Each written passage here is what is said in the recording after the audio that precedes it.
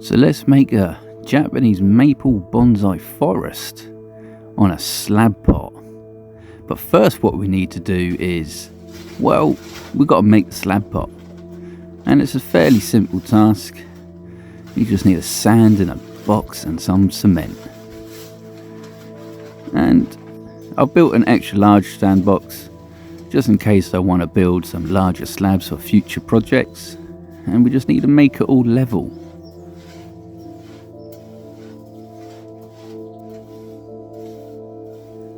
And now that's all level, we just need to make an imprint of the shape of the slabs that we want.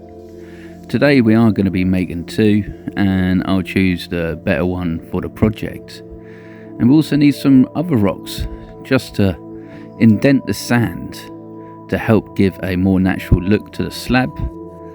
And we're just going to gently press into the sand, leaving an indentation.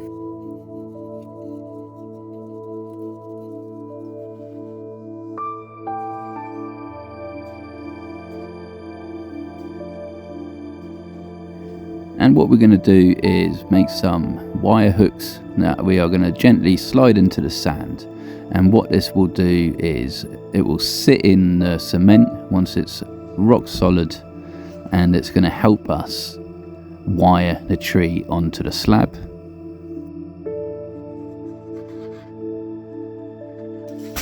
Now it's time to make the cement or concrete of your choosing. Anyone will do. This one does have gravel in it. I do prefer to use non-gravel cement, but it's going to add to the effect. And what we are looking for is a nice watery solution, and this is just perfect for it. And we're going to gently pour it onto the sand without destroying the indentation from the rocks from earlier. And it's just simply taking your time laying it on.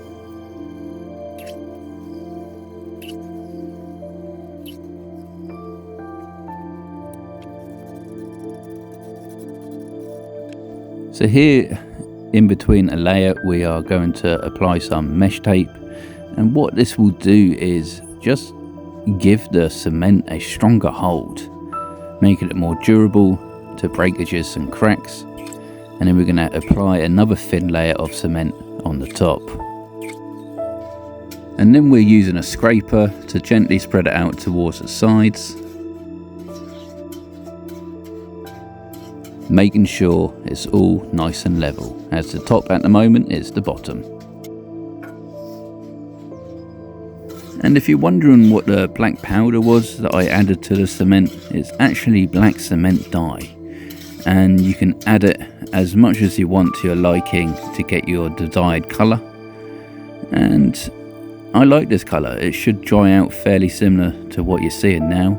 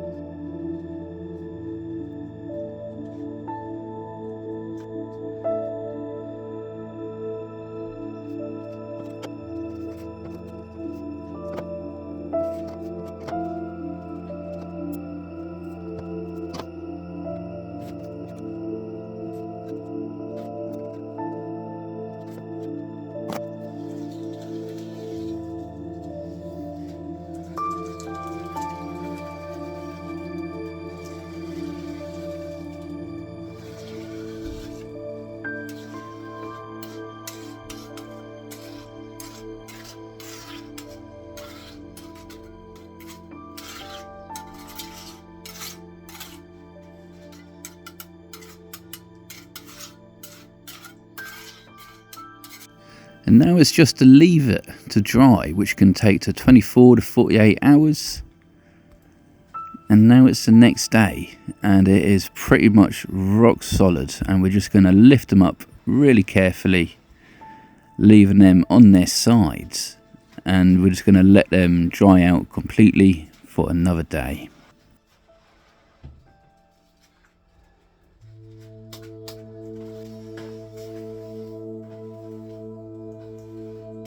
So here we are again the following day, and what we're doing now is washing off the excess sand and using a scrub brush just to help assist us. It's going to need a thorough cleaning, and as you can see, it's draining absolutely lovely. But it is going to need to dry out again before our next step, which is applying a concrete sealer. And what this will do is allow the water to run off the top, and once this side is dry we will flip it over and do the bottom. But don't worry, I'm only going to show you doing the top. And if you're wondering about the drying out time, it should only be around a couple of hours before it's ready.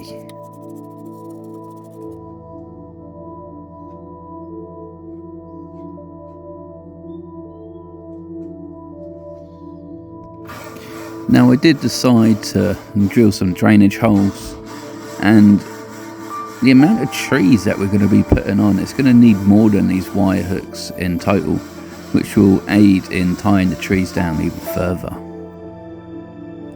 So let's get these wires in, and I am using 2mm thick wire. Nice strong wire that will hold the trees in nicely.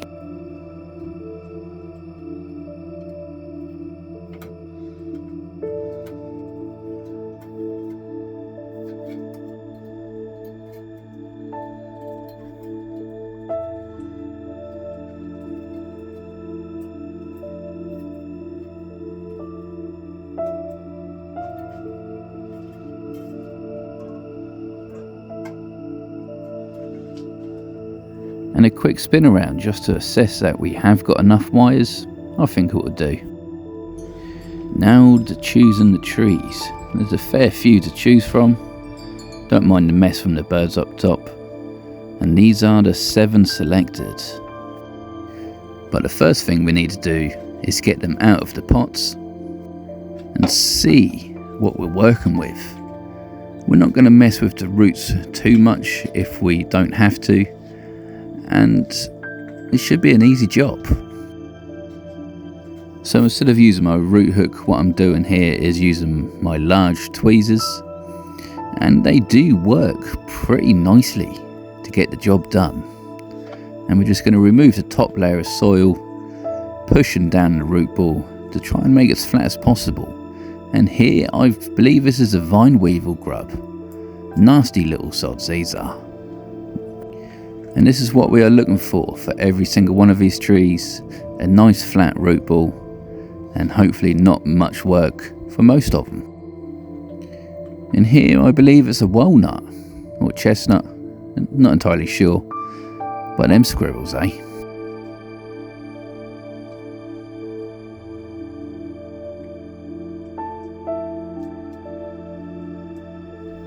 So I did skip a few trees, and we're now down to the last one. I feel like just seeing it a couple of times and you get the picture of what we're trying to do. This one actually has some nasty big roots that we cannot use. So what we're going to do is get rid of them.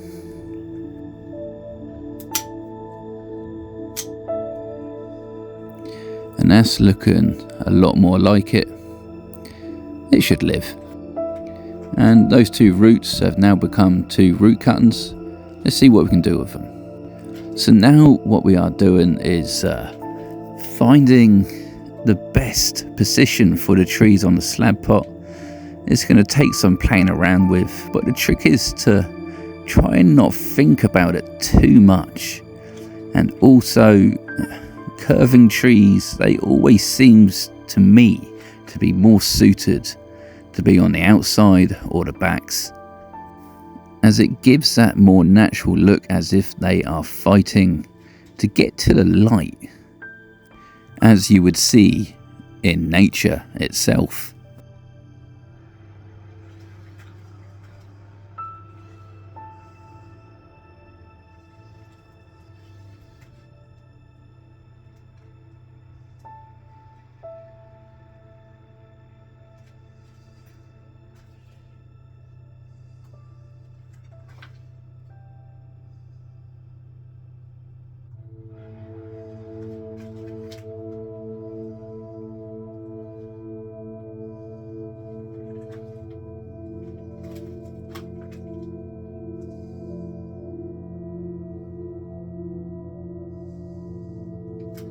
So we have almost got it, but I feel like the trees are too far apart and need to be slightly closer together.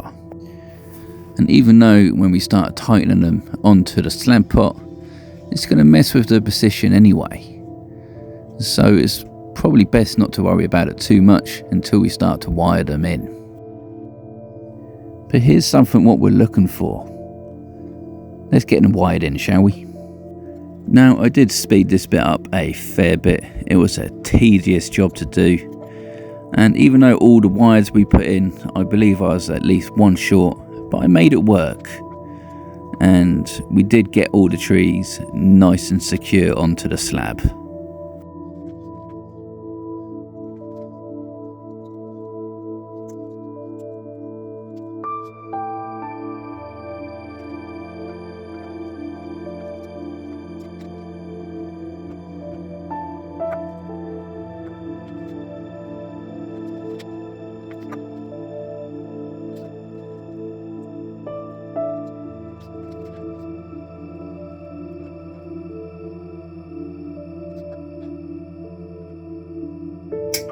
So it's time to remove the excess wire. I'm just happy to get it wired onto the pot, to be honest.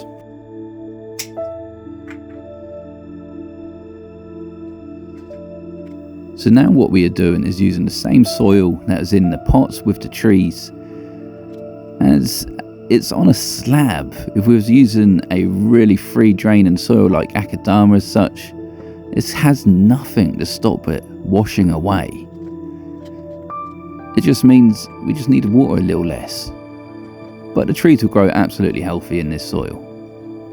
And what we're doing here is just filling the empty spaces or any air pockets that I may have created when wiring the trees to the slab. And here's one of my favourite things to do when it comes to bonsai, and it's decorating the trees with moss. Now this moss has grown abundantly in my garden. I just never seem to run out of that stuff.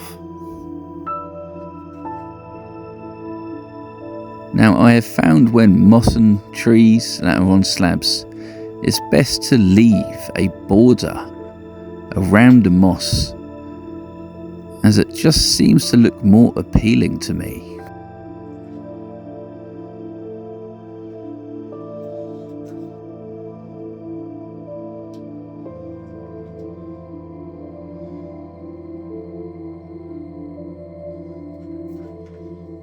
Now we have got some stuff that needs to come off at the top.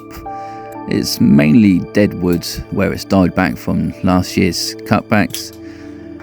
But we're only going to be taking off a little bit of the actual growth, as if I did actually do any harm to the roots, we're going to need as much foliage as possible for recovery.